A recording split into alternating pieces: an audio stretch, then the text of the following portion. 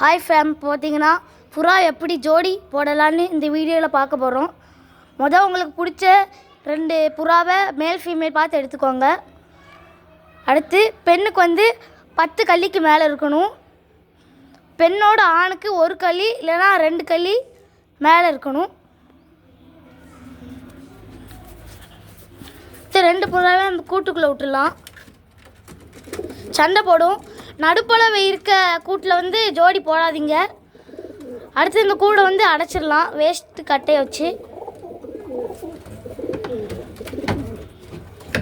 சண்டை போடும், எடுத்துடாதீங்க. அது வேறு கூட்டுக்கு ஓடி வரும். அதனால தான் சண்டை போட்டு வேறு கூட்டுக்கு ஓடி வரும். அதனால தான் கட்டையை வச்சு அடைக்கும்.